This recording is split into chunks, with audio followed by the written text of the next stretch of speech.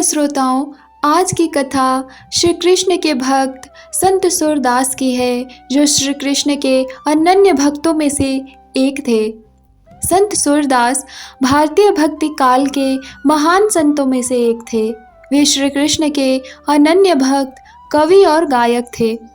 उनके द्वारा रचित सुर सागर में श्री कृष्ण के लीलाओं का अद्भुत वर्णन मिलता है।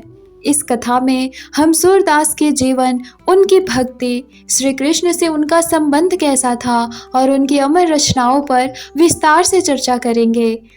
सूरदास का जन्म 1478 ईस्वी में रुनकता नामक गांव में, वर्तमान में उत्तर प्रदेश में हुआ था। कुछ विद्वानों का मानना है कि वे हरियाणा में पैदा हुए थे।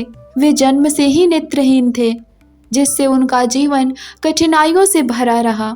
उनके माता पिता ने उनकी देखभाल नहीं की और बचपन में ही वे घर छोड़कर भजन कीर्तन करने लगे। अपनी अंधता के कारण वे किसी सांसारिक मोह में नहीं फंसे, बल्कि भक्ति की ओर मुड़ गए। उनका मन शुरू से ही भगवान श्री कृष्ण के चरणों में समर्पित था। किंवदंतियों के अनुसार सूरदास जब छोटे थे, तब एक दिन वे यमुना तट पर बैठे श्री कृष्ण के भजन को गा रहे थे। तभी स्वयं भगवान श्री कृष्ण ने उन्हें दर्शन दिए और कहा, सुर, तुम भजन गाते रहो। तुम्हारे माध्यम से मेरे भक्तों को सच्चे प्रेम और भक्ति का मार्ग मिलेगा। यह सुनकर सूरदास भाव विभोर हो गए और उन्होंने प्रण किया कि वे अपना पूरा जीवन श्री कृष्ण की भक्ति में ही लगा देंगे। अपने संपूर्ण जीवन को उन्होंने श्री कृष्ण को समर्पित किया। एक दिन सूरदास वृंदावन की ओर भजन गाते हुए जा रहे थे। तभी उनकी भेंट महान संत वल्लभाचार्य से हुई। वल्लभाचार्य श्री कृष्ण के अद्वैत दर्शन के महान प्रवर्तक थे। उन्होंने सूरदास को अपनी शरण में लिया और पुष्टि मार्ग की दीक्षा दी। वल्लभाचार्य ने सूरदास को भगवान श्री कृष्ण की बाल लीलाओं का वर्णन करने के लिए प्रेरित किया। उन्होंने सूरदास से कहा, तुम श्री कृष्ण की लीलाओं का वर्णन करो, वे तुम्हारे हृदय में प्रकट होंगे।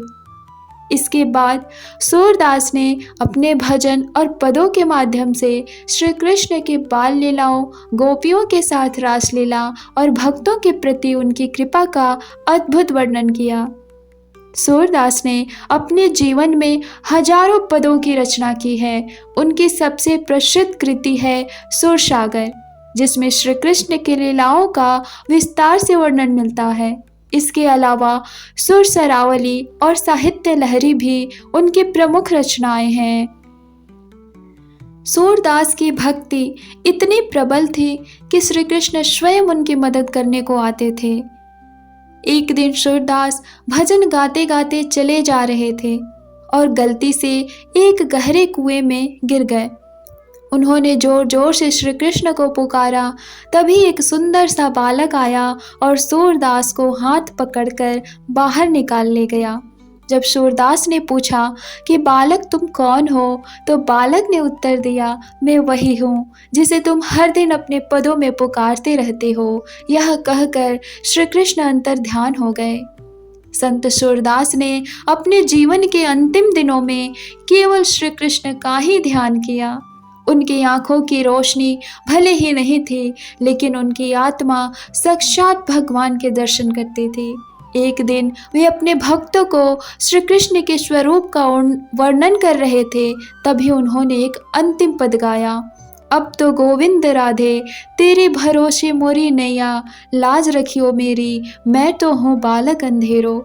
इसके बाद वे श्री कृष्ण का ध्यान करते हुए इस संसार को त्याग कर श्री कृष्ण के परम धाम गोलोक को चले गए।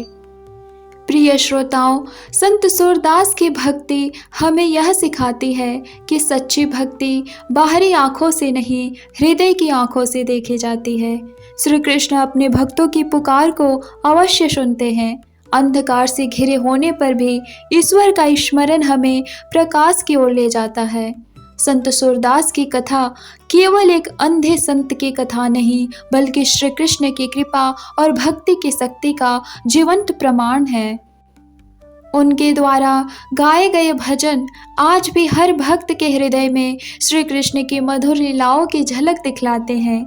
संत सूरदास का जीवन हमें यह सिखाता है कि सच्चे प्रेम और भक्ति के सामने संसार की हर कठिनाई छोटी पड़ जाती है।